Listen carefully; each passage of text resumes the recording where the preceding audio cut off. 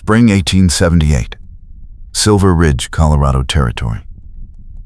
Grace Morgan stepped off the stagecoach into ankle-deep mud and driving rain.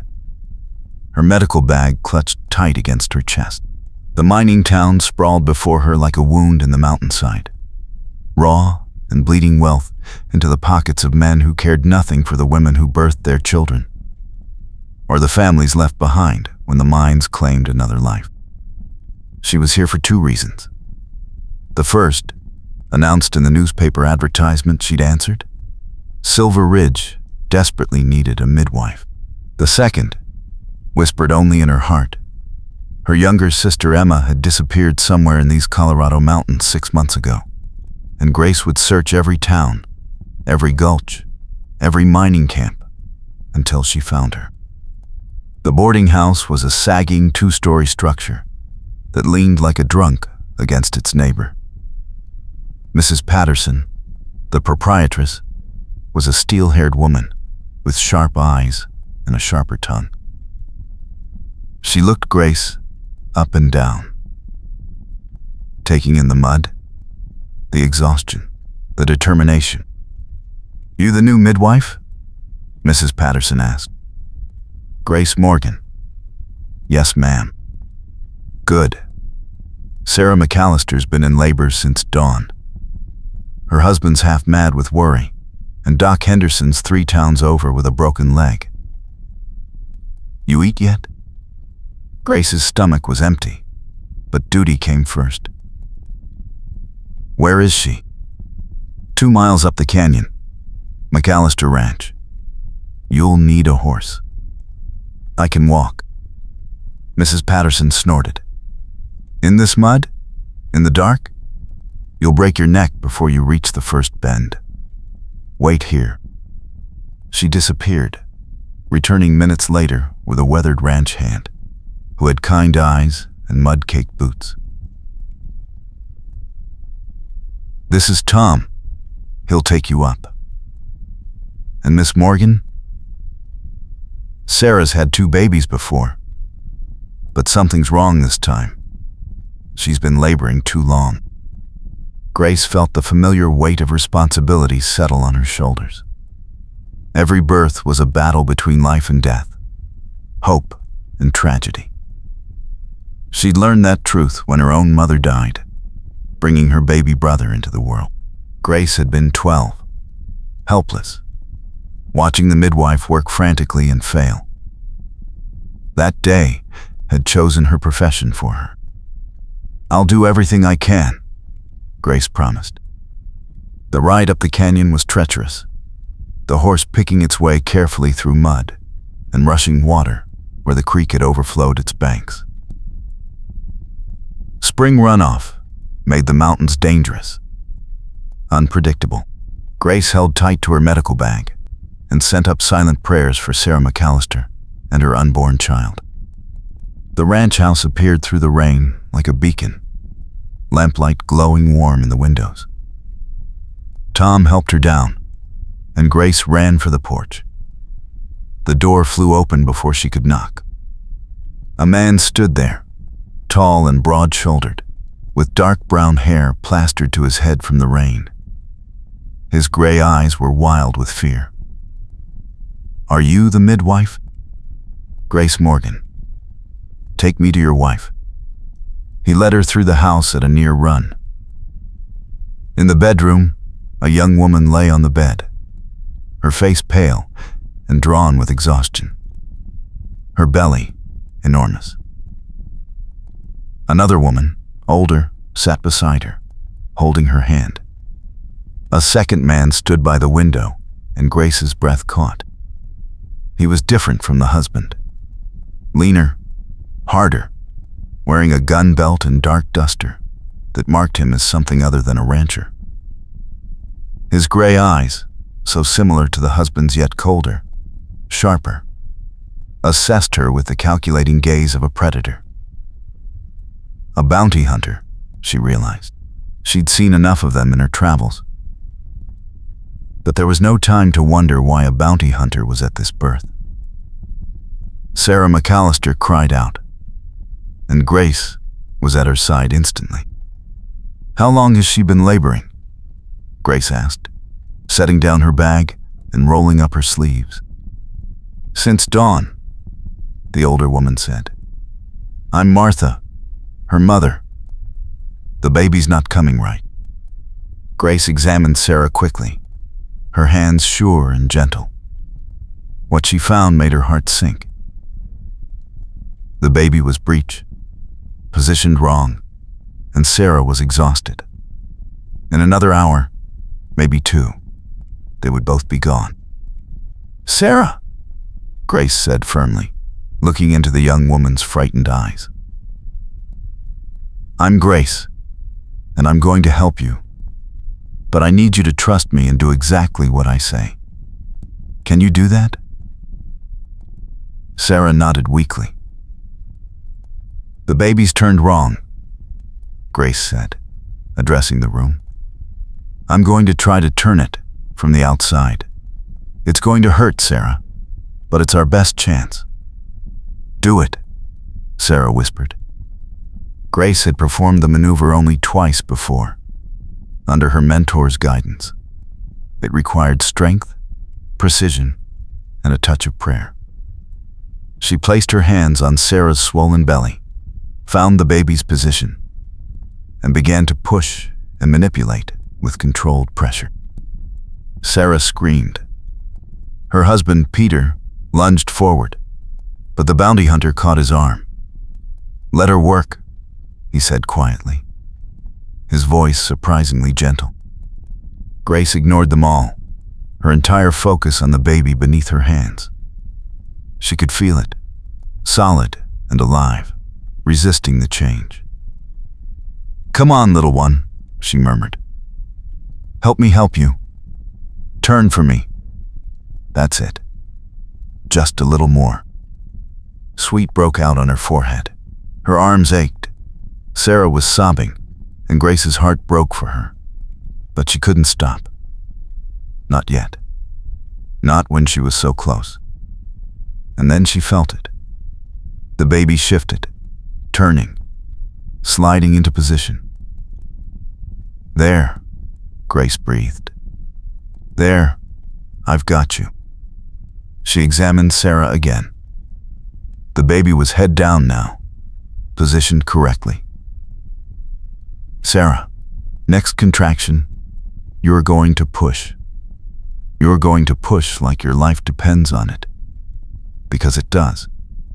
Both of you. Do you understand?" "I understand," Sarah gasped. What followed was a battle.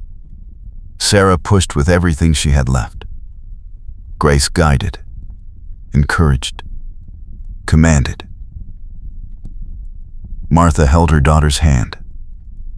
Peter paced. And the bounty hunter stood motionless by the window, watching with an intensity that Grace felt like a physical weight. "I see the head," Grace said. "One more push, Sarah. One more." Sarah screamed and pushed, and the baby slid into Grace's waiting hands. A boy. Small, blue, silent. Grace's heart stopped. She flipped him over, cleared his mouth and nose with her finger, rubbed his back vigorously. Nothing. "Come on," she thought desperately. "Breathe. Breathe for me." She put her mouth over his tiny nose and mouth and breathed for him, gentle puffs of air. Once. Twice. 3 times. The baby coughed, sputtered, and then wailed, his cry filling the room like a song of triumph. "He's breathing," Grace said, her voice shaking. "He's alive." Peter collapsed into a chair, weeping. Martha sobbed with relief. Sarah reached for her son with trembling arms, and Grace placed him on her chest. This tiny, perfect miracle. Only then did Grace allow herself to look at the bounty hunter. He was staring at her with an expression she couldn't name. not just relief. Something deeper. Something that made her feel exposed, vulnerable, seen in a way she'd never been seen before. Their eyes met across the room, and Grace felt something shift inside her chest. Something that had nothing to do with medicine, and everything to do with the way this dangerous, hard man was looking at her, like she was something precious. She looked away first, flustered, and busied herself with cleaning up. There was still the afterbirth to deliver, Sarah to tend, the baby to examine properly. Work. Focus on the work.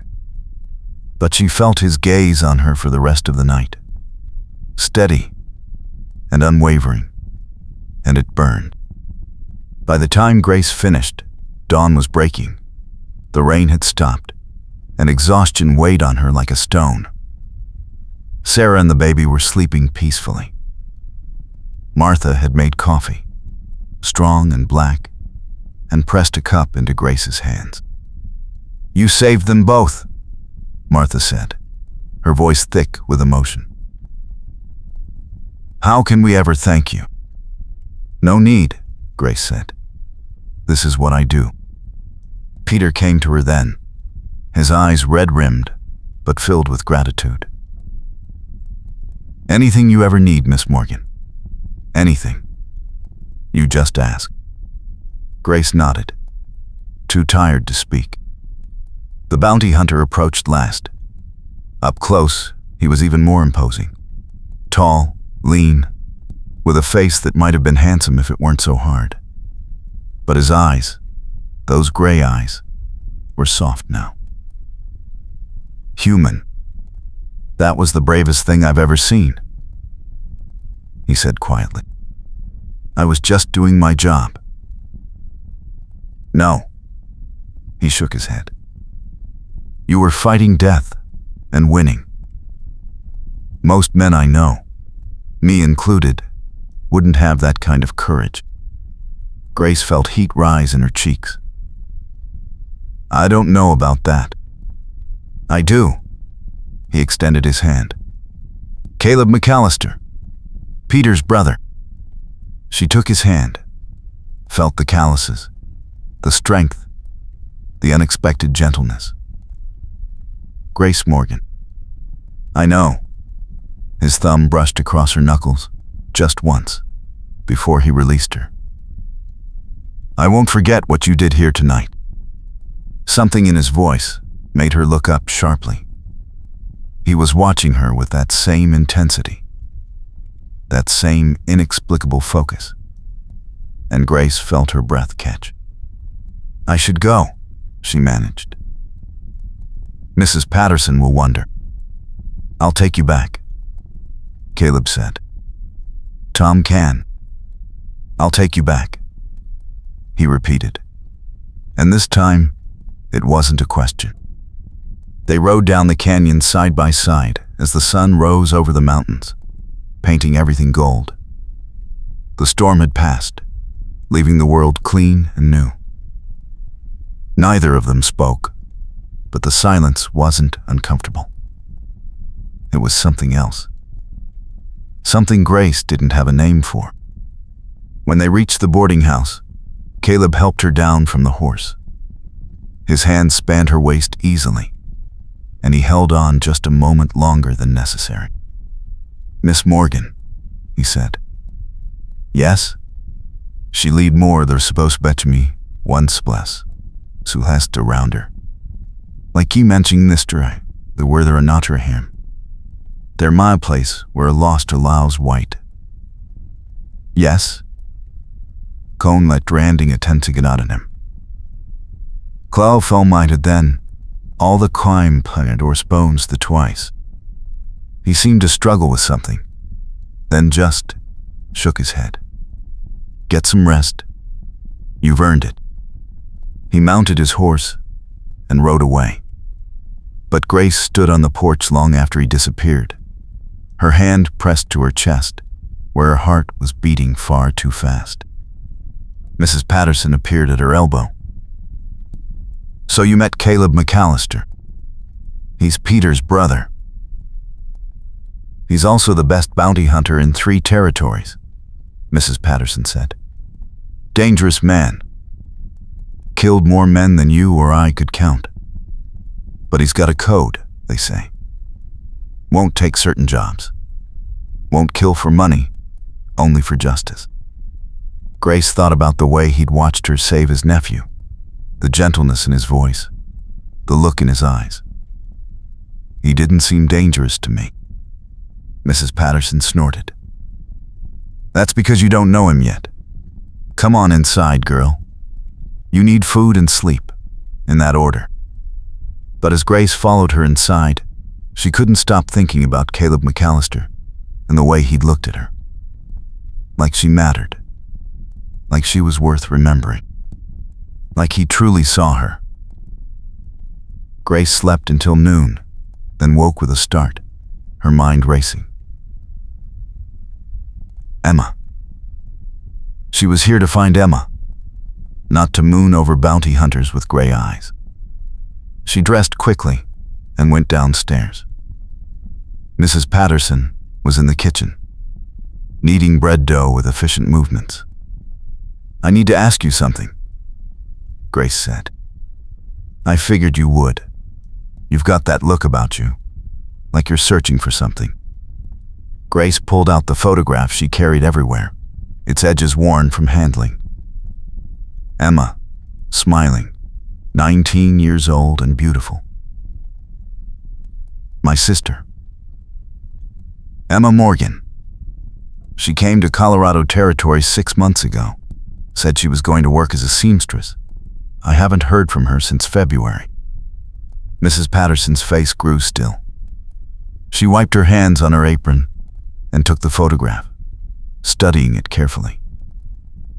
I'm sorry, girl. Grace's heart clenched. You've seen her. About 4 months ago. She was working at the Golden Rose. That's Cyrus Grimshaw's saloon.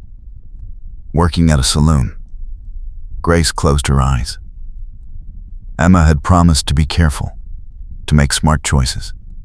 A saloon was neither of those things. Is she still there? Grace asked. I don't know. I don't go into the Golden Rose, and I don't associate with anyone who does. Grimshaw's a bad man, Miss Morgan. Controls half this town through fear and blackmail. Got his fingers in everything from the mine to the bank. If your sister's mixed up with him. I have to find her, Grace interrupted. She's all the family I have left. Mrs. Patterson studied her for a long moment, then sighed. You've got courage. I'll give you that. Same courage that saved Sarah McAllister last night. But courage can get you killed in a town like this. Be careful. Grace spent the afternoon settling into her room and unpacking her medical supplies. She'd brought everything she might need. Instruments, medicines, bandages, the precious bottles of laudanum and chloroform that cost more than she wanted to think about. Her savings were nearly gone. She needed to start building a practice here. Needed to earn money. Needed to establish herself as the town midwife so people would talk to her. Tell her things. Help her find Emma. But her mind kept drifting back to Caleb McAllister. The way he'd looked at her. The gentleness in his hands when he'd helped her down from the horse. The respect in his voice when he'd called her brave. She was being foolish. He was a bounty hunter, a killer, a man who lived by violence. She had no business thinking about him at all. A knock on her door startled her from her thoughts. Mrs. Patterson stood there, looking concerned. There's a man here to see you. Says his wife's having women's troubles. I told him to wait in the parlor. Grace grabbed her medical bag and went downstairs. The man waiting for her was middle-aged, nervous, twisting his hat in his hands. Miss Morgan? I'm William Carter. My wife. She's been bleeding for 3 days. Won't stop. She's getting weak. Take me to her, Grace said immediately. She spent the rest of the afternoon and evening tending to Mrs. Carter, who was suffering from a miscarriage. It was sad, heartbreaking work, but Grace did what she could to ease the woman's physical pain and offer what comfort words could provide. By the time she returned to the boarding house, it was dark. She was washing her hands at the pump behind the house when a voice spoke from the shadows. You're building quite a reputation already. Grace spun around, heart pounding. Caleb McAllister stepped into the lamplight spilling from the kitchen window. He'd removed his duster, and without it, he looked somehow more human. Younger. The gray shirt stretched across broad shoulders, and his gun belt rode low on his hips. You startled me, Grace said, pressing a hand to her chest. Sorry, didn't mean to. He moved closer, his boots silent on the ground. Heard you saved another woman today. Mrs. Carter. She lost a baby, but you saved her life. Grace shrugged tiredly. That's what I do. Why? Caleb asked. The question was simple, but his tone was genuinely curious. Why do you do this? It's hard work, dangerous, and it doesn't exactly pay well. Grace thought about her mother, about watching her die, about the helplessness and rage she'd felt at 12 years old. Because somebody has to, she said finally. Because women deserve someone fighting for them when they're at their most vulnerable.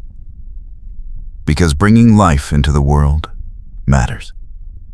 Caleb was quiet for a moment, studying her face in the lamplight. You really believe that, don't you? I believe in justice, he said.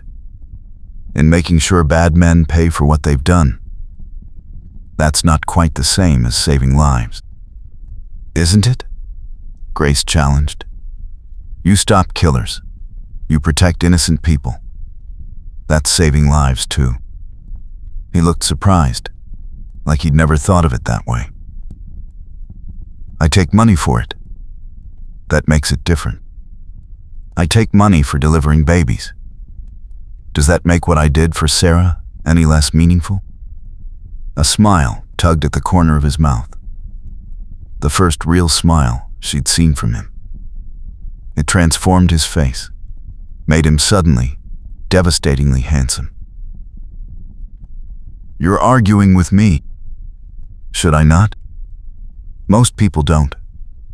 They're usually too afraid. Should I be afraid of you? Caleb's smile faded. He stepped closer, so close she could see the flecks of silver in his gray eyes, could smell leather and horse, and something clean like soap. No, he said softly. You never have to be afraid of me, Grace Morgan. The way he said her name made her shiver. Why are you here? Because I can't stop thinking about you. The honesty in his voice stole her breath. Mr. McAllister. Caleb. I don't think. I watched you fight for my nephew's life last night, he interrupted. Watched you refuse to give up when most people would have. Watched you be gentle and strong at the same time. I've seen a lot of things in my life, Grace. A lot of violence and cruelty and ugliness, but I've never seen anything as beautiful as watching you bring that baby into the world. Grace felt tears sting her eyes. You don't know me. I know enough. He reached out, his fingers brushing a loose strand of hair back from her face. The touch was feather-light, reverent. I know you're brave. I know you care about people. I know you're here alone. And that makes you either very foolish or very desperate. Which is it? Grace made a decision.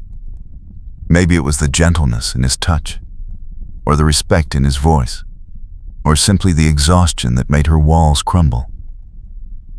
"I'm looking for my sister," she said quietly. "Emma.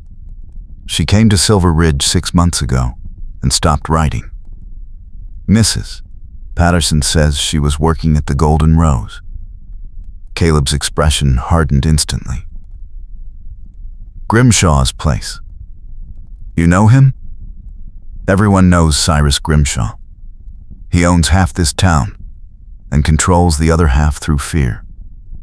If your sister was working at his saloon, Grace, she's in trouble. I have to find her." "Not by walking into the Golden Rose, you don't. Grimshaw's dangerous. He's got a gang of men who do his dirty work, and he's not above hurting women to get what he wants." Caleb's hand moved to her shoulder, gripping gently. "Promise me you won't go there alone. I don't have a choice. She's my sister. She's all I have." "You have me," Caleb said, and the words hung in the air between them, weighted with meaning neither of them was ready to examine.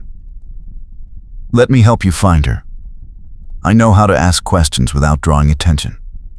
I know which men might talk, and which ones are too loyal to Grimshaw. Let me help you."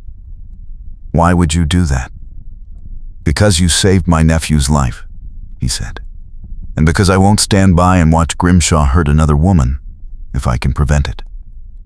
There was something else in his eyes, something he wasn't saying, but Grace was too tired and too grateful to push. "Thank you." "Don't thank me yet," Caleb said. "Finding her is one thing. Getting her away from Grimshaw if he doesn't want to let her go, that's something else entirely." The next 3 days established a pattern. Grace tended to the women of Silver Ridge, building her practice, earning trust. A difficult birth in the middle of the night. A woman with a broken arm from a drunken husband's rage. A young girl's first monthly bleeding, terrifying her, because nobody had explained what to expect. And every evening, Caleb appeared. Sometimes he had information. Emma had indeed worked at the Golden Rose, but she disappeared about 2 months ago. Some said she'd run off with a minor. Others said she'd left town entirely. Nobody knew for sure, and nobody seemed to care. But other times, Caleb came just to talk. He'd find Grace at the pump or on the porch, and they'd sit together in the gathering darkness, speaking quietly about everything and nothing. He told her about growing up on the ranch, about his father's death, about the war that had made him hard.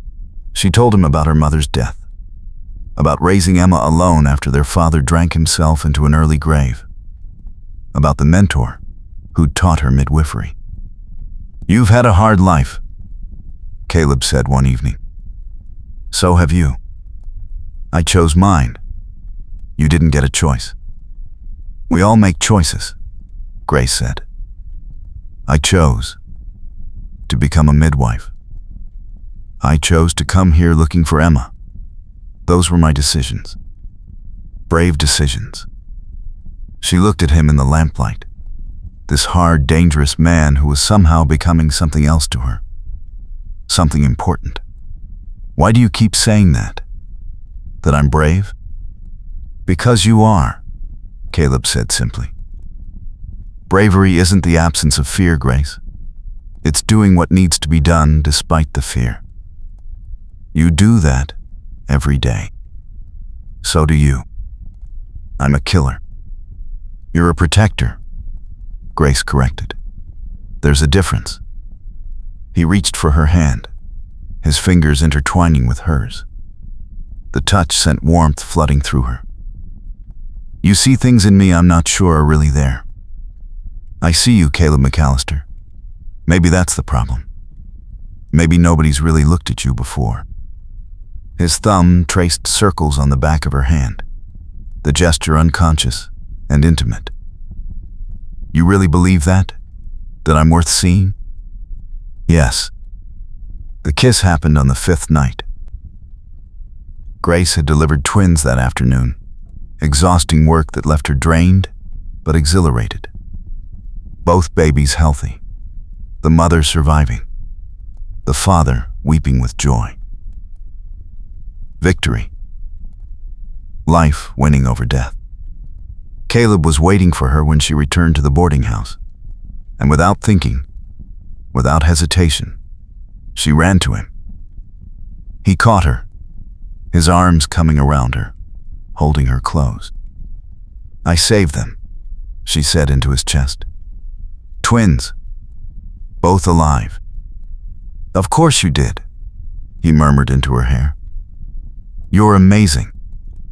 She pulled back to look up at him, and the expression on his face stole her breath. Raw admiration mixed with something deeper, something that made her heart race. Caleb, she whispered. He cupped her face in his hands, his thumbs brushing across her cheekbones. Tell me to stop. But she couldn't. Didn't want to. Instead, she rose on her toes and kissed him. His response was immediate and overwhelming. His arms tightened around her, pulling her against him as his mouth moved over hers with a hunger that made her dizzy. She'd been kissed before, but never like this. Never with this intensity, this desperate need, this feeling of rightness. When they finally broke apart, both breathing hard, Caleb pressed his forehead to hers. I shouldn't have done that. Why not? Because I'm not the kind of man you should be kissing. I'm dangerous, Grace. I've killed men. I'll probably kill more before my time is done. You deserve better. She gripped his shirt, holding him in place when he would have pulled away. Don't tell me what I deserve. I'm choosing you, Caleb. Right here, right now, I'm choosing you. You don't know what you're saying. I know exactly what I'm saying. I see you, the real you, not the bounty hunter or the killer. The man who watches his brother's wife with relief and joy. The man who wants to help me find my sister. The man who looks at me like I matter. She touched his face, feeling the rough stubble beneath her palm. You see me too. That's why this scares you. Because for the first time, someone really sees who you are. Caleb closed his eyes, and when he opened them again, they were bright with something that looked like pain. If I let myself love you, Grace Morgan, I'll never survive losing you. Then don't lose me, Grace said softly. We'll figure this out together. He kissed her again, softer this time, tender and full of promise. When he pulled back, he kept his arms around her, as if letting go was impossible. I found something, he said quietly. About Emma. Grace's heart leaped. What? Where is she? There's a woman who used to work at the Golden Rose. She left about the same time Emma disappeared. Her name's Clara, and she's living in a cabin up past the old mine. I talked to her this afternoon. And? Caleb's expression grew grim.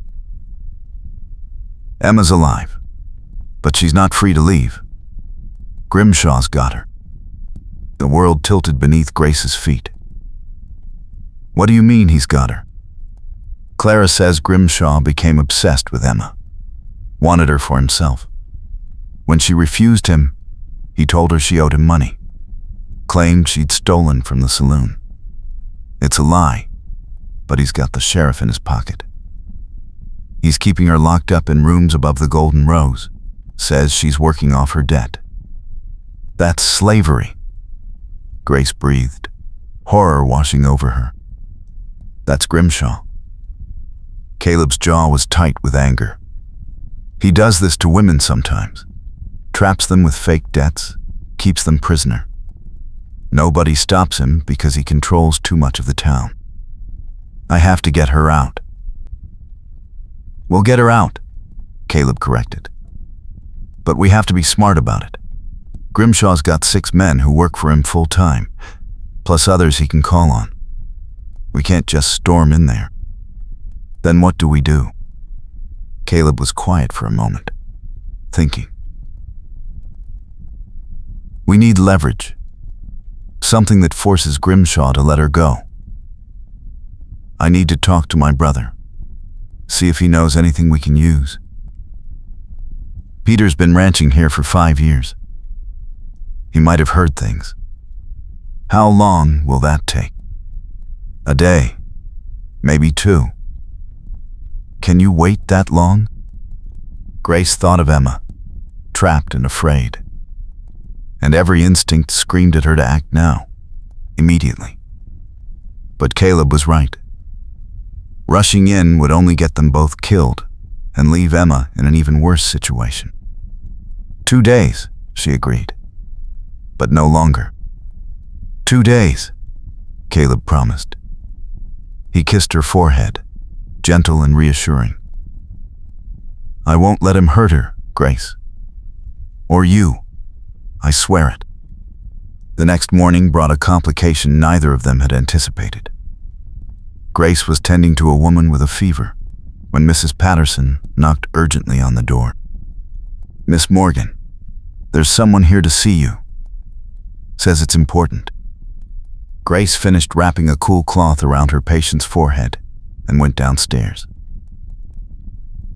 A man waited in the parlor, expensively dressed in a suit that looked out of place in this rough mining town. His hair was silver at the temples, his smile smooth and practiced.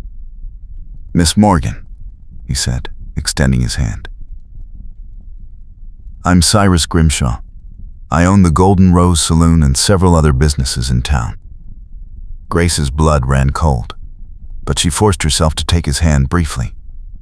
His palm was soft, uncalloused. A man who'd never done hard work in his life. Mr. Grimshaw. I wanted to welcome you to Silver Ridge personally, he said, his smile widening. We're grateful to have a skilled midwife in town. I understand you've already saved several lives. I do my job. Modestly spoken. I admire that. His eyes moved over her in a way that made her skin crawl. I also wanted to extend an invitation. I'm hosting a dinner this Saturday evening for the town's prominent citizens. I would be honored if you would attend as my guest. Every instinct screamed at her to refuse, but Grace forced herself to think strategically. This was an opportunity. A chance to get inside Grimshaw's fear, to see where Emma was being kept, to find a way to free her. That's very kind, Grace said carefully. I'd be delighted to attend. Grimshaw's smile grew even wider. Excellent. I'll send a carriage for you at 6. And Miss Morgan, do wear something nice. I appreciate beauty. He left, and Grace stood trembling in the parlor. Mrs. Patterson appeared at her elbow, her face pale. You can't go, the older woman hissed. Grimshaw doesn't invite women to dinner for innocent reasons. He wants you. Let him want, Grace said grimly. I want my sister. She found Caleb at his brother's ranch that afternoon, helping repair fence posts. When she told him about Grimshaw's invitation, his reaction was immediate and violent. He threw down the hammer he'd been holding, swearing viciously. You're not going. I am. Grace, you don't understand what you're dealing with. Grimshaw doesn't take no for an answer. If he wants you, then he'll have to deal with me fighting back, Grace interrupted. This is my chance, Caleb. I'll be inside his house. I can see where Emma is, figure out how to get to her. You'll end up trapped, just like her. Not if you're there too. Caleb stared at her. What? You said Grimshaw invited the town's prominent citizens. A successful bounty hunter like you must count as prominent. Find a way to be there. Watch my back. And when the opportunity comes, we'll get Emma out together. Peter, who'd been listening silently, spoke up. She's right, Caleb. Grimshaw sends me an invitation every year. I never go, but I could this time. I'll bring you as my guest. That gives you 2 people watching out for Miss Morgan. 3, said a woman's voice. Martha appeared from the house, carrying baby Samuel. I'm invited too. I'll go. This is insane, Caleb said, but Grace could see him thinking, planning. If we're going to do this, we need to be smart. We need to know the layout of Grimshaw's house, where he keeps his men, what security he has. I can help with that, Peter said. I know men who've worked for Grimshaw. I'll ask around discreetly. Over the next 2 days, they gathered information. Peter learned that Grimshaw kept Emma in a locked room on the 2nd floor of his house, guarded by one of his men. The house itself was a fortress, with armed guards at every entrance. But Saturday night, during the dinner, most of the guards would be occupied with the guests. Caleb obtained a copy of the house layout from a former employee who owed him a favor. They studied it together, planning. The 2nd floor had a back staircase used by servants. If Grace could slip away from the dinner, make her way upstairs, she might be able to reach Emma. And then what? Caleb demanded. You can't just walk out with her. Grimshaw will stop you. That's where you come in, Grace said. Create a distraction.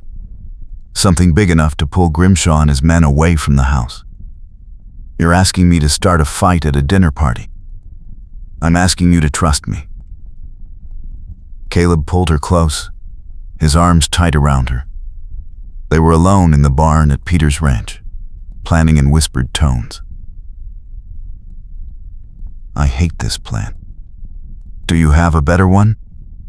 Yes. We don't go.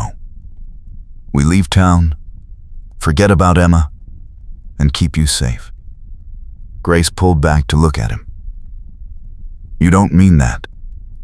No, he admitted, but I wish I did.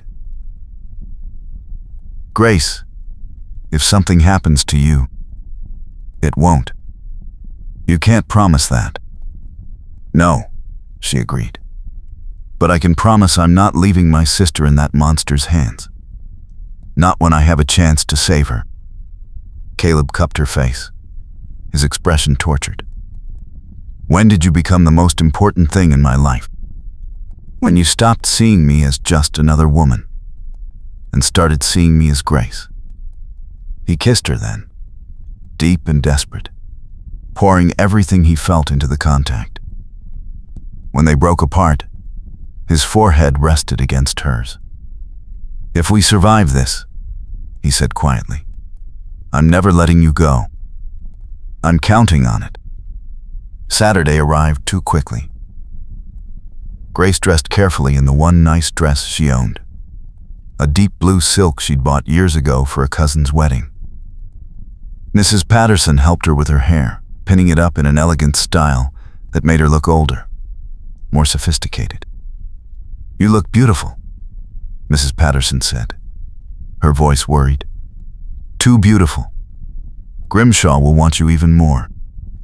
That's the idea, Grace said grimly. Keep him focused on me, not on what's happening around him. The carriage arrived precisely at 6. Grace stepped inside, her heart pounding, her hands clammy with fear. But she kept her expression calm, serene. She could do this. She had to do this. Grimshaw's house was the largest in Silver Ridge, a 3-story mansion that spoke of wealth and power. Lanterns blazed in every window. Carriages lined the drive. Grace was helped down by a servant and escorted inside. The foyer was opulent, decorated with imported furniture and expensive art. Grimshaw waited at the foot of a grand staircase, resplendent in formal evening wear. His eyes lit up when he saw her. "Miss Morgan," he said, taking her hand and kissing it in a gesture that made her skin crawl. "You're breathtaking. Thank you for inviting me. The pleasure is entirely mine." He tucked her hand into his arm, possessive and presumptuous. "Come, let me introduce you to the other guests." The dining room was filled with Silver Ridge's wealthiest citizens. Grace recognized the bank owner, several mine operators, the mayor. And there, across the room, were Peter, Martha, and Caleb. Caleb looked dangerous in formal clothes, the suit doing nothing to hide the predator beneath. When his eyes found hers, the intensity in them made her breath catch. He gave her the tiniest nod. "I'm here. I've got you." Dinner was a torturous affair. Grimshaw seated Grace beside him, his attention focused entirely on her. He spoke of his businesses, his plans to expand, his vision for Silver Ridge's future. All the while, his hand kept finding excuses to touch her. Her shoulder, her hand, the small of her back. Grace endured it, smiling, nodding, playing the part of a flattered woman. But inside, she was counting the guards she'd seen, counting the minutes until she could make her move, watching for her opportunity. It came during dessert. One of Grimshaw's men approached and whispered something in his ear. Grimshaw frowned, excused himself, and left the table. Most of his guards went with him, summoned to deal with whatever problem had arisen. Grace met Caleb's eyes across the table. He gave her another small nod. "Now." She stood, murmuring an excuse about needing the powder room. A servant directed her down a hallway. The moment she was out of sight, Grace hitched up her skirts and ran for the back staircase. The second floor was dimly lit, quiet. She moved quickly down the hallway, checking doors. Locked. Locked. Locked.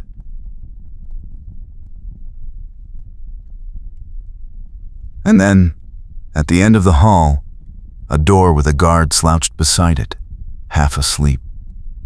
Grace approached silently. In her medical bag, which she'd insisted on bringing, she had a bottle of chloroform and a cloth. She'd never used it like this before, only to ease pain during difficult births. But she knew how it worked. She soaked the cloth, held her breath, and pressed it over the guard's face from behind.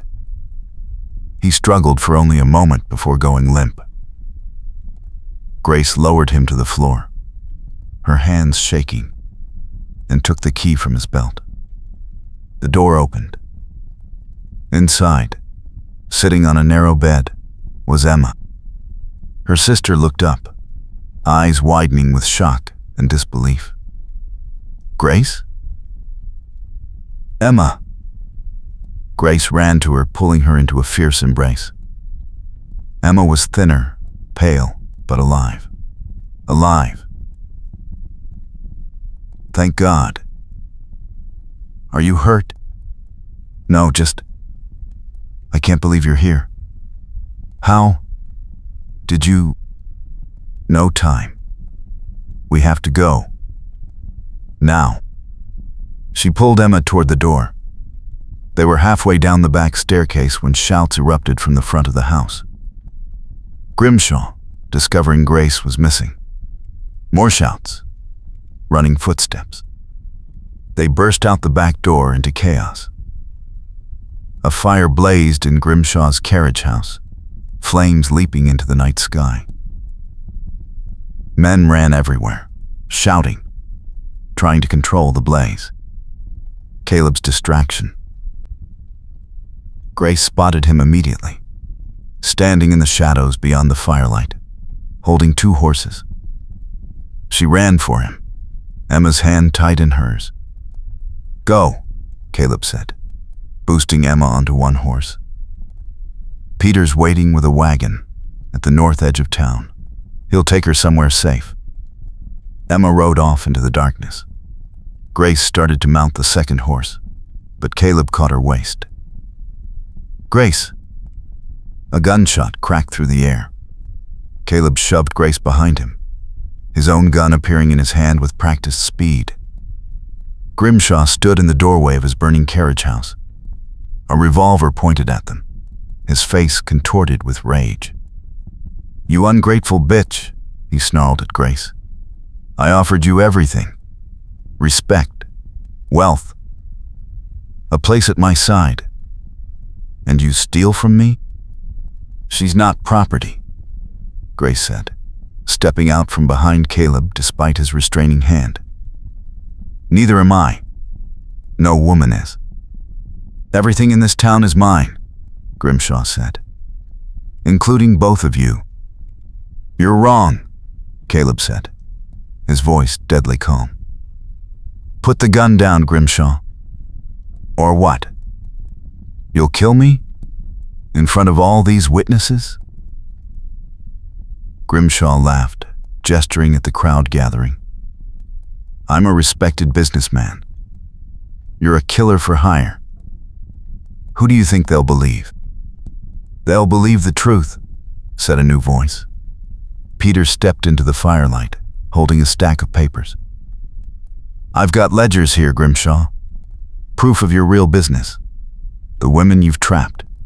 The minds you've cheated. The bribes you've paid. I've got it all." "Where did you get those?" Grimshaw's face went white. "From your office safe. While you were busy at dinner, I was busy liberating evidence. And I've already given copies to the federal marshal in Denver. He's very interested in what's been happening in Silver Ridge." Grimshaw's gun wavered. He looked at Peter, at Caleb, at the crowd of witnesses.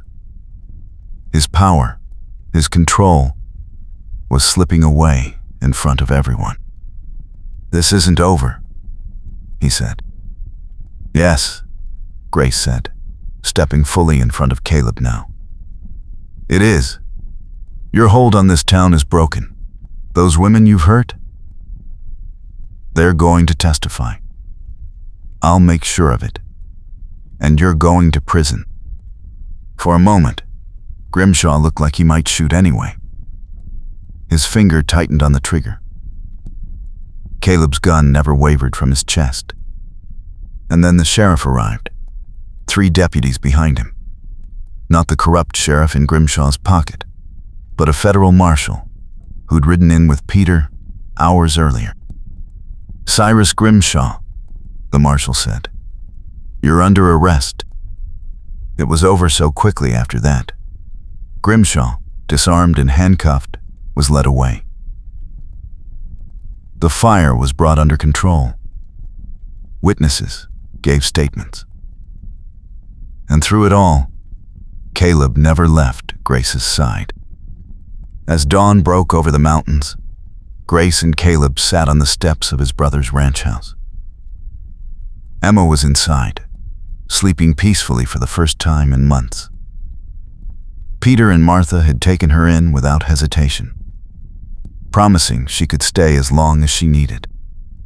"We did it," Grace said softly. "Emma's safe." "You did it," Caleb corrected. "You're the one who had the courage to walk into that monster's house.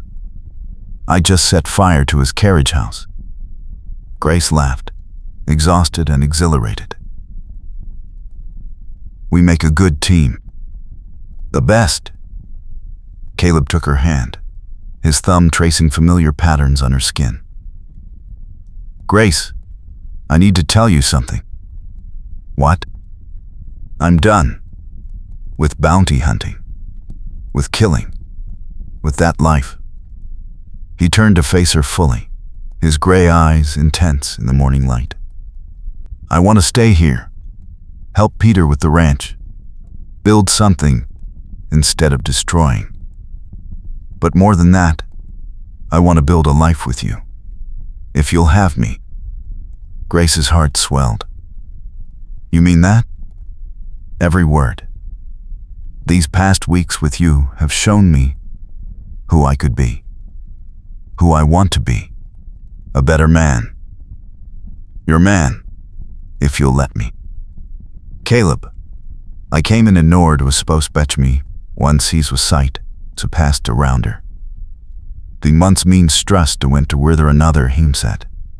The rest place where a lost allows white, and then a tout than tired. Cone like granding it and shouted that thing. Brawl Fulmeyers then, all the kind to Ptekador spose.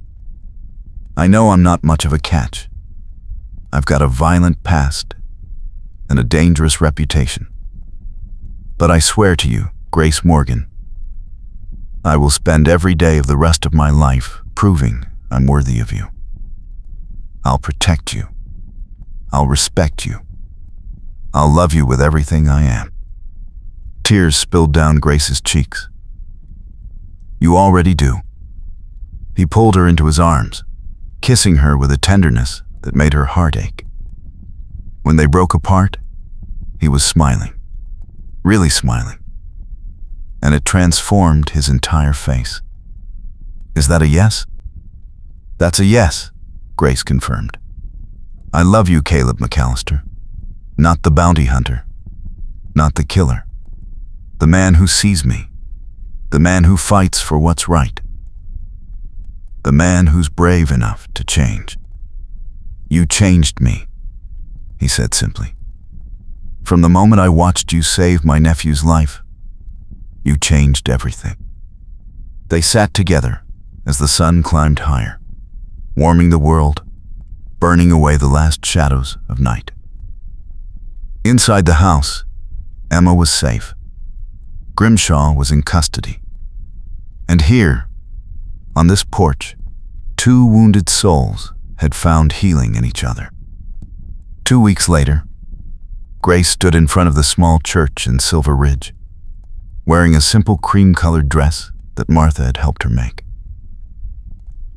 Emma stood beside her as maid of honor, healthy now, smiling, free. Caleb waited at the altar in a new suit, his brother Peter beside him as best man. When Grace walked down the aisle, Caleb's expression nearly undid her. Pure love, pure joy, pure certainty. The ceremony was short and simple. They spoke their vows in front of friends and neighbors, promising to love and honor each other. When the preacher pronounced them married, Caleb kissed her like a man claiming his future, and Grace kissed him back like a woman who'd finally found home. The reception was held at the ranch, everyone pitching in with food and music. Grace danced with her new husband under the spring sky, his arms strong around her, his eyes never leaving her face. Happy? Caleb asked. More than I ever thought possible, Grace admitted. I came here looking for Emma. I found you instead. You found both, Caleb corrected. You saved your sister. You saved me too, Grace. From a life I didn't even know was killing me slowly. We saved each other. He spun her in the dance, pulling her close again. What do you want, Grace? For our life together? Tell me your dreams. I want to keep being a midwife, Grace said. I want to help the women of Silver Ridge. I want to build a practice that matters. Done, What else? I want children someday. Lots of them. Caleb grinned. I can help with that. She laughed, swatting his chest. Not immediately. No, he agreed, his expression growing tender. But someday, when you're ready, I want it all with you, Grace. The noise, the chaos, the life, all of it. What about you? Grace asked. What do you want? I want to wake up beside you every morning, Caleb said simply. I want to work the ranch with Peter, build something good. I want to watch you bring babies into the world and know that you're coming home to me every night. I want to grow old with you, Grace Morgan McAllister. That's all. That's everything. Emma approached them then, smiling. She'd gained weight, lost the haunted look in her eyes. I'm leaving tomorrow, she said. Going to Denver. I've got a job at a dress shop there. Are you sure? Grace asked, worried. You can stay here as long as you want. I know, but I need to build my own life now. You taught me that. Emma hugged Grace tightly. Thank you for not giving up on me. For risking everything to find me. You're my sister. I'd risk anything for you. Emma pulled back, smiling through tears. I know. And someday, I'll find what you have. Someone who sees me the way Caleb sees you. After Emma left to dance with Peter, Caleb pulled Grace close again. You really are amazing. You know that? I'm just me. Exactly. You're Grace. My Grace. The woman who wouldn't give up on her sister. The woman who wouldn't give up on me. The woman who sees through all the walls and armor to the person underneath. He kissed her forehead, her cheeks, her lips. You saw me, Grace. Really saw me. And you chose me anyway. Because you saw me too, Grace whispered. Not just the midwife. Not just the determined sister. Me. All of me. The scared parts and the brave parts. And everything in between. I'll always see you, Caleb promised. For the rest of our lives, I'll always see you. They danced until the stars came out. Until the music faded. Until it was just the two of them swaying together under the vast Colorado sky.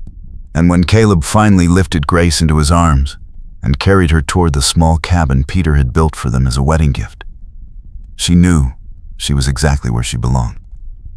Inside the cabin, lamplight glowed warm and welcoming. Caleb set Grace down gently, his hands lingering at her waist. They stood facing each other, suddenly shy, suddenly aware that this was their beginning. I love you, Caleb said softly. I'll never stop saying it, never stop showing you. I love you too, Grace replied. Everything about you, even the dangerous parts, especially the parts you were afraid to show anyone else. He kissed her then, deep and sweet, full of promise. Outside, the night sang with spring sounds, new life stirring in the earth. Inside, two people who'd been lost found completion in each other's arms. Over the following days, they settled into their new life together. Caleb worked the ranch with Peter, learning to build instead of destroy, to protect by nurturing rather than by violence. Grace continued her midwifery practice, her reputation spreading through the territory as the woman who never gave up on a mother or child. And every evening, they came home to each other, to the cabin they were turning into a home, to conversations that lasted until midnight, to touches and kisses and the simple joy of being together. One morning, 3 weeks after their wedding, Grace woke to find Caleb already up, standing by the window, watching the sunrise. She went to him, sliding her arms around his waist from behind. "You're up early," she murmured. "Couldn't sleep. Too happy." He turned in her arms, pulling her close. "Grace, do you ever regret it? Marrying me? Tying yourself to a man with my past?" "Never," she said firmly. "Your past made you who you are. Without it, you wouldn't be the man I love. Strong and protective and understanding. You've seen darkness, Caleb. That's why you appreciate the light. You're my light," he said simply. "Everything good in my life starts and ends with you." She stood on tiptoe to kiss him, pouring everything she felt into the contact. When they broke apart, the sun was fully risen, painting the world gold. "Come on," Grace said, taking his hand. "Martha's expecting us for breakfast. And then I have 2 births to check on." "I'll ride with you," Caleb said. "I like watching you work, like seeing you fierce and competent and brilliant. You just like being near me." That too. They rode into town together, his horse matching pace with hers, his presence a steady comfort at her side. People they passed waved and smiled. Silver Ridge was different now. Better. With Grimshaw in prison and his corruption exposed, honest people could breathe easier. Grace checked on both her patients, pleased to find them progressing well. By afternoon, they were back at the ranch, helping Peter and Martha with the spring planting. It was good work, honest work, building something that would grow. That evening, as they sat on their cabin porch, watching the sunset paint the mountains purple and gold, Caleb pulled Grace onto his lap. She settled against him comfortably, her head tucked beneath his chin. "This is what happiness feels like," he said quietly. "I never knew before, never understood what I was missing." "Neither did I," Grace admitted. "I thought helping others was enough. I didn't realize I could have this too. Love and purpose both. You deserve everything, Grace. So do you." They sat in comfortable silence as the stars began to emerge, one by one, like promises scattered across the sky. Tomorrow would bring new challenges, new births, new work. But tonight was theirs, this moment of perfect peace. "Thank you," Caleb said suddenly. "For what?" "For seeing me. For not running away when you learned what I was. For choosing me despite everything. For making me believe I could be something better." Grace turned in his arms to face him, cupping his cheek in her hand. "You were always something better, Caleb. You just needed someone to show you." He captured her hand, pressing a kiss to her palm. "I'll spend the rest of my life proving I'm worthy of that faith. You already have." They went inside as full darkness fell, closing the door on the day and all its blessings. And in the morning, they would wake tangled together, sunlight streaming through the window, birds singing the dawn chorus. They would rise and work and live and love, building their future together one day at a time. Because that was what love was. Not grand gestures or dramatic rescues, though they'd had those too. But this, the quiet certainty, the steady presence, the knowledge that you were seen, truly seen, and loved for exactly who you were. Grace had come to Silver Ridge searching for her sister, and she'd found her. But she'd also found so much more. She'd found a home, a purpose, a partner. And most precious of all, she'd found a love that saw through all her walls and fears to the woman beneath. A love that said, "I see you, all of you, and I choose you anyway." And Caleb, who'd spent years believing he was nothing but the violence he'd committed, had found redemption in her eyes, had learned that he could be gentle and still be strong, that he could build instead of destroy, that he could love without losing himself. They'd both been lost, and in finding each other, they'd found themselves. The weeks that followed settled into a rhythm that felt like coming home. Grace's midwifery practice flourished. Word spread through the territory about the woman who refused to give up on difficult cases, who stayed through the longest labors, who fought death with skill and determination, and won more often than not. Caleb worked the ranch alongside Peter, his hands growing calloused from honest labor instead of gun leather. He was good at it, discovering talents he never knew he had. He could gentle a spooked horse with patience and soft words. He could fix anything broken. He could read the weather and know when to plant, when to harvest, when to take shelter. But more than anything, he loved the evenings. Coming home to Grace. Finding her waiting, lamplight glowing in the windows of their cabin like a beacon. Sometimes she'd be cooking, humming softly to herself. Sometimes she'd be reading medical journals by the fire, her brow furrowed in concentration. Sometimes she'd be exhausted from a difficult birth, and he'd draw her a bath and wash her hair with gentle hands while she told him about her day. One particular evening, a month after their wedding, Grace arrived home later than usual, her face glowing with triumph. Caleb met her at the door, taking her medical bag and pulling her into his arms. "Successful delivery?" he asked, already knowing the answer from her expression. "Twins again," Grace said, laughing. "Healthy boys." The mother did beautifully. And Caleb, the father, paid me. Actually paid me real money, not just promises or chickens. "That's wonderful." He kissed her forehead, her nose, her lips. "My successful wife."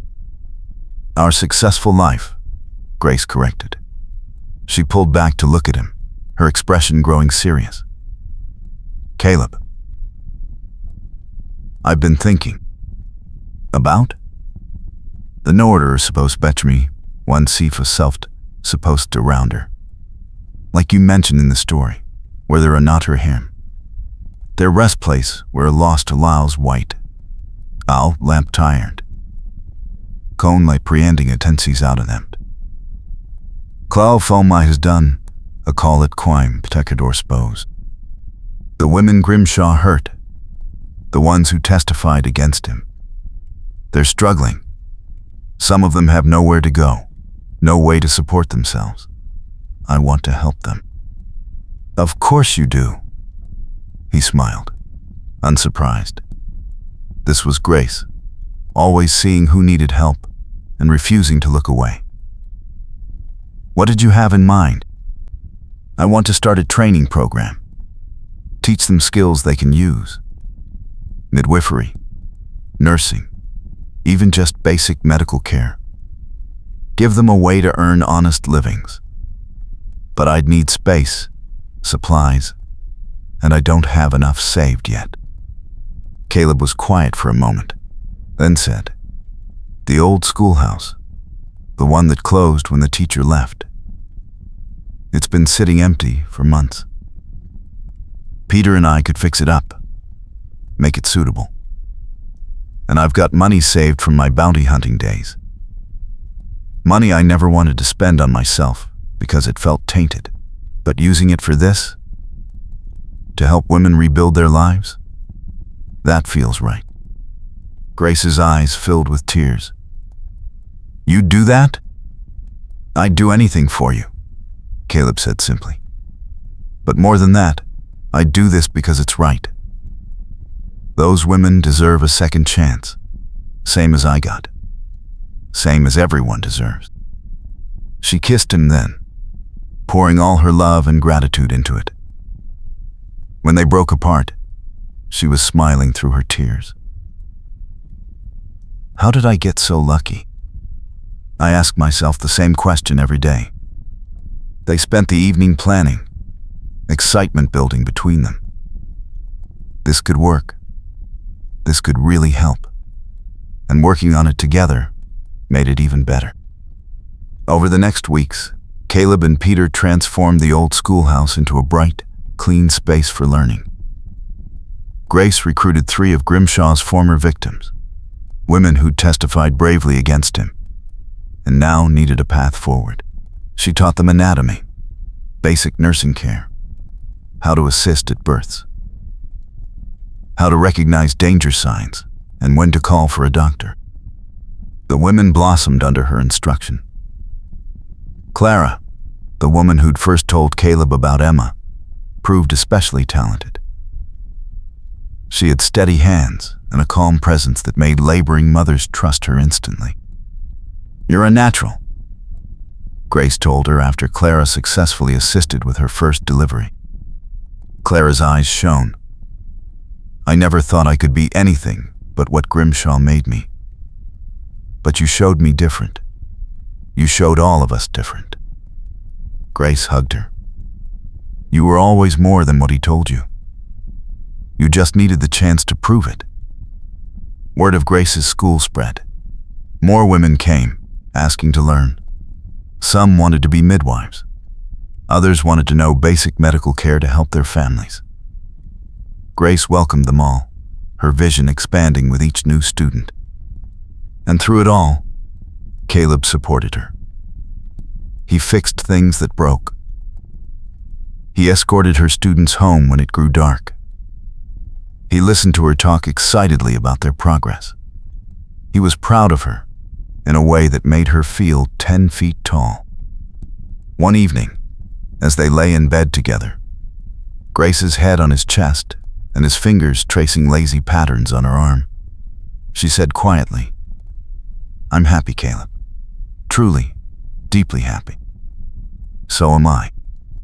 When I came here, I was so focused on finding Emma, on surviving, on just getting through each day. I never imagined I could have this. A husband who loves me. Work that fulfills me. A chance to make a real difference. You've made a difference in more lives than you know," Caleb said. "Including mine. Especially mine." Grace propped herself up on her elbow to look at him in the moonlight streaming through their window. "Do you ever miss it? The bounty hunting? The excitement?" "No." His answer was immediate and certain. That life was about death. This life is about living, creating, building. There's no comparison. You never regret choosing me over that?" Caleb pulled her down for a deep kiss. When he released her, his eyes were intense. "Grace, choosing you was the easiest decision I ever made. You showed me what I could be instead of what I was. You gave me a reason to change, to be better. I don't miss that old life for a second. I love you," she whispered. "I love you more." She laughed softly. "That's not possible. Want to bet?" They stayed awake late into the night, talking and touching, and simply being together. And when Grace finally fell asleep in his arms, Caleb lay awake a while longer, marveling at how completely his life had changed. He'd been a killer, a man who solved problems with violence, a man who'd believed himself beyond redemption. And then Grace had looked at him with those hazel eyes and seen something different. seen the man he could be. And in seeing him, in truly seeing him, she'd given him permission to become that man. The next morning brought news that made them both pause. A writer arrived with a message. Cyrus Grimshaw had been sentenced to 20 years in territorial prison. The judge had cited the testimony of the brave women who'd come forward, including Emma. Justice had been served. Grace read the message twice, then handed it to Caleb. "It's really over. It's really over," he confirmed. He pulled her close, kissing the top of her head. "You did that. You and Emma and those other women. You stood up to him and won. We all did it together." That afternoon, Grace gathered her students and shared the news. There were tears, both sad and joyful. Sad for what they'd endured, joyful that their tormentor would never hurt anyone again. "You're all free now," Grace told them. "Truly free, and you've proven you can build new lives. I'm so proud of each of you." Clara stood up. "We're proud of you too, Miss Grace. You risked everything to save your sister. And then you turned around and saved all of us too.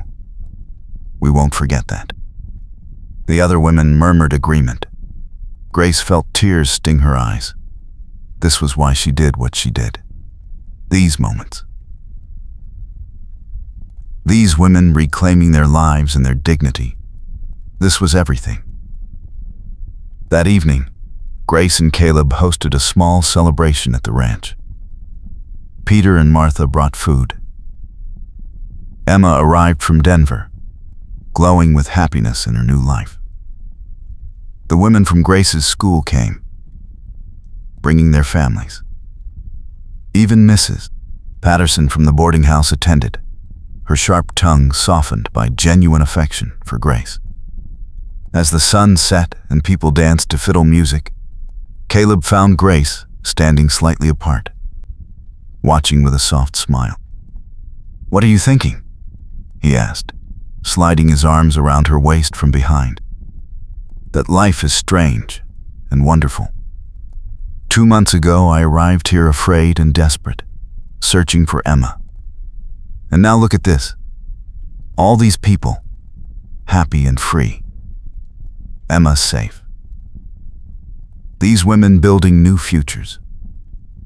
You and me, married and building our own future. You made all this happen." "We made it happen," Grace corrected, leaning back against him. "I couldn't have done any of it without you.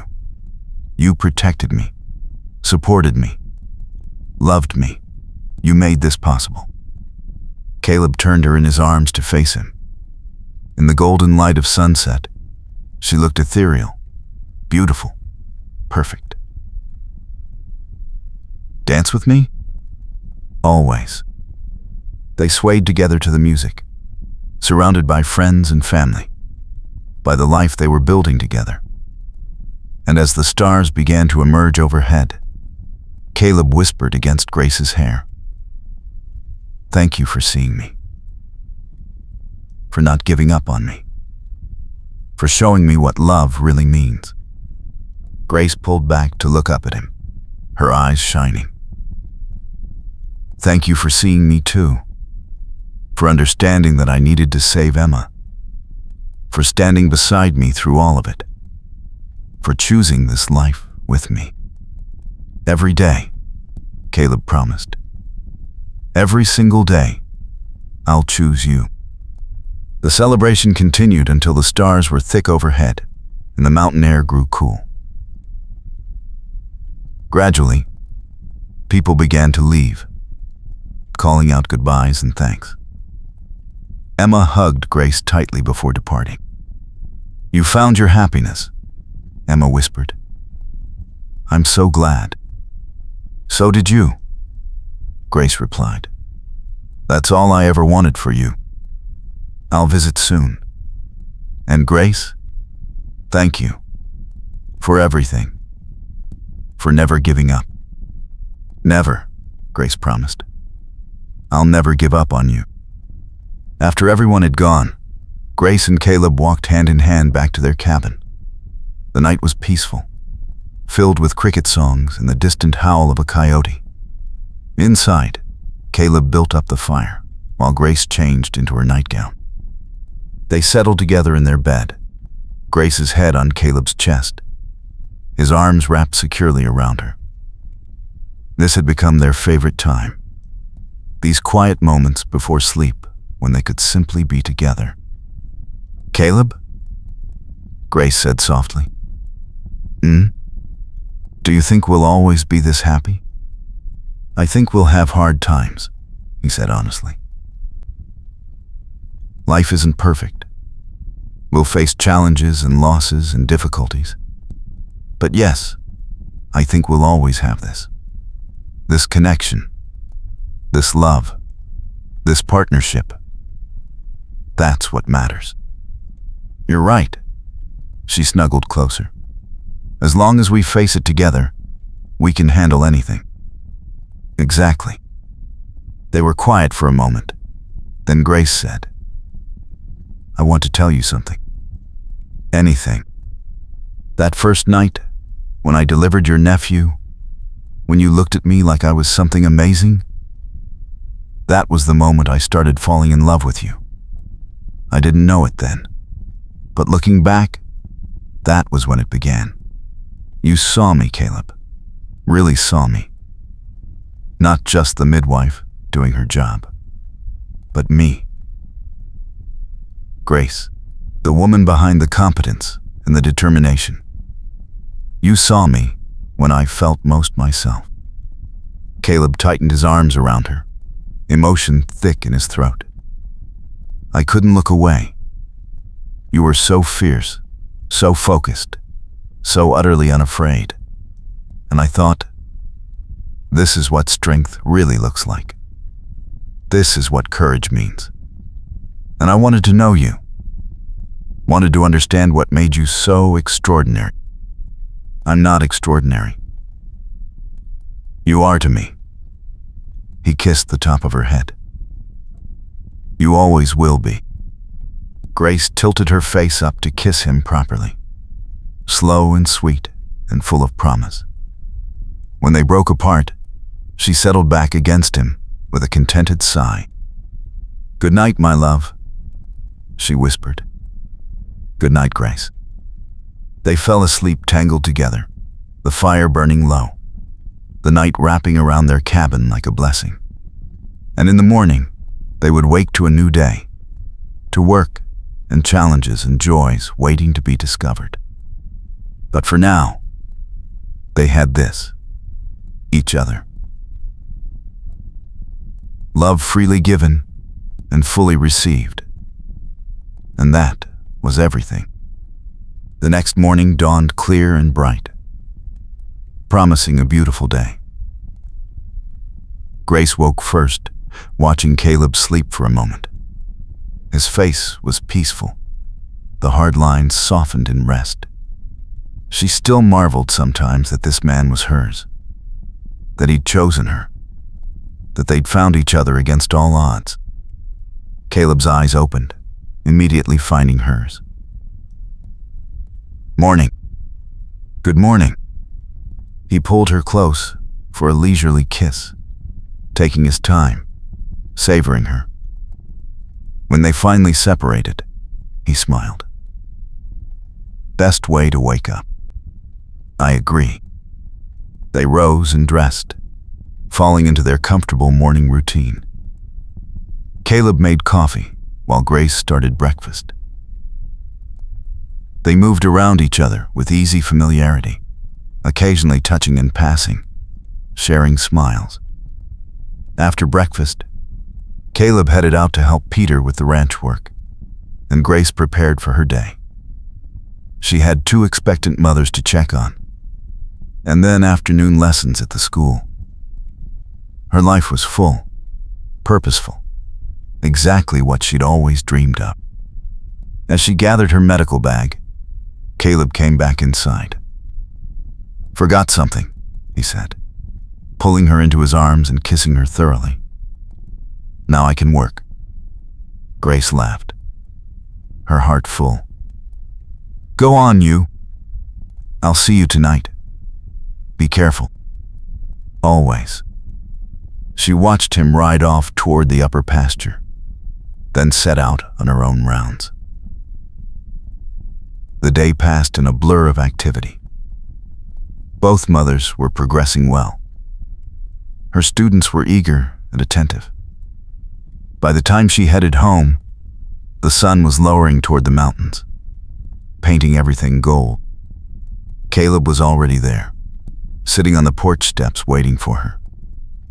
He stood when she appeared, his face lighting up in a way that never failed to make her heart skip. "How was your day?" he asked, taking her bag and setting it aside so he could hold her properly. "Good. Productive. Yours?" "Same. Peter and I got the new fence line finished. The cattle are settled. Everything's running smoothly." They went inside together, moving through the evening routine they'd established. Caleb washed up while Grace started dinner. They ate together at their small table, talking about their days, making plans for tomorrow. After, they cleaned up side by side, then settled on the porch to watch the stars emerge. "Do you ever think about the future?" Grace asked. "What our life will look like in 5 years? 10 years?" "All the time," Caleb admitted. "I see us here, still. The ranch thriving, your school growing, maybe children of our own if we're blessed. Growing old together, facing whatever comes side by side." "That sounds perfect. What do you see?" Grace leaned back against him, his arms coming around her naturally. "The same things, but also, I see the women we've helped going on to help others. I see change spreading through the territory, women having real choices, real opportunities. I see us being part of something bigger than ourselves." "We already are," Caleb said. "You're changing lives every day, Grace. Those women you're teaching will go on to save hundreds of lives. Thousands, maybe. That's your legacy." "Our legacy," Grace corrected. "You made it possible." They sat in comfortable silence, watching the last light fade from the sky. The night sounds began, familiar and soothing. An owl called from the trees. The creek burbled in the distance. The world felt peaceful, safe, good. "Caleb?" Grace said eventually. "Yes?" She lead more they're supposed to me once bless. Sulhest around her. "Like you mentioned this try, the where there are not her him. They're my place where a lost allows white." "Yes?" Cone let dranding attend to get out on him. "Clow fell minded then, all the crime punted or spoons the twice. I want you to know something. Coming here, finding Emma, that was what brought me to Silver Ridge. But finding you, that's what made it home. You're my home, Caleb McAllister. Wherever you are, that's where I belong." He held her tighter, his voice rough with emotion. "You're my home too, Grace. You gave me a life worth living. Purpose beyond survival. Love beyond anything I'd imagined possible. You saved me in every way a person can be saved." She turned in his arms to face him, cupping his face in her hands. "We saved each other." "Yes," he agreed. "We did." They kissed as the stars blazed overhead. Two souls perfectly matched, perfectly complete in each other. And when they finally went inside, closing the door on the night, They carried with them the certainty of their love and the promise of tomorrow. In bed, wrapped in each other's arms, Grace whispered, "I love you more than I ever thought I could love anyone." "I love you more than life," Caleb replied. "More than anything. You're everything to me, Grace. Everything good in my world." They fell asleep like that, holding each other close, two hearts beating as one. Outside, the spring night wrapped around their cabin, and the mountains stood sentinel, eternal and unchanging. But inside, two people who'd been lost had found each other. And in finding each other, they'd found themselves.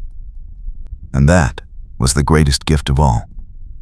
The days that followed were filled with work and love and the simple joy of living. Grace's school continued to grow. Clara graduated and began working alongside Grace, proving herself skilled and compassionate. The other women found their paths too, some becoming midwives, others using their medical knowledge to help their families and communities. Emma visited regularly, bringing news from Denver and growing more confident each time Grace saw her. She'd met someone, she confessed one afternoon. A good man who owned a bookshop. "He sees me," Emma said, echoing Grace's own words. "Really sees me. Then he's perfect for you," Grace said, hugging her sister tight. Caleb and Peter's ranch prospered. The cattle thrived, the land produced, and their partnership deepened into something that went beyond brotherhood. They were building a legacy, something that would last beyond their lifetimes. And through it all, Grace and Caleb's love grew deeper, stronger, more certain with each passing day. They learned each other's rhythms, each other's needs, each other's dreams. They fought sometimes, brief flashes of disagreement that were resolved through honest conversation. They laughed often, finding joy in the smallest moments. They loved constantly, in touches and words and choices made for each other's happiness. One evening, as summer approached and the world grew warm and green, Grace made an announcement over dinner. "I'm starting a fund," she said, "for women who need medical care but can't afford it. Mrs. Patterson's donating part of the proceeds from the boarding house. The mayor's wife is contributing. And I thought, maybe we could donate too. Not a lot, but something regular. So no woman ever has to choose between medical care and feeding her family." Caleb reached across the table to take her hand. "That's brilliant. And yes, absolutely will contribute. Whatever you need. You always support my dreams," Grace said softly. "Because your dreams make the world better," Caleb replied. "How could I not support that?" Later that night, lying in bed, Grace said, "I think I might be pregnant." Caleb went very still. "Really?" "I'm not certain yet, but I think so. Are you happy?" He pulled her on top of him, so he could see her face clearly in the moonlight. "Happy?" "Grace, I'm ecstatic. Terrified, but ecstatic. A baby. Our baby. You'll be a wonderful father." "I'll try. I'll try my absolute hardest to be the father our child deserves. To be the man you deserve." "You already are," Grace assured him. "You already are." They held each other close, marveling at this new blessing, this new chapter, beginning. Their lives had been hard, filled with pain and loss and struggle. But they'd found each other.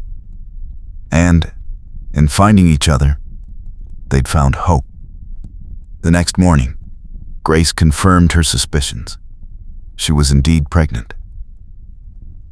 When she told Caleb, he lifted her off her feet and spun her around, both of them laughing with pure joy.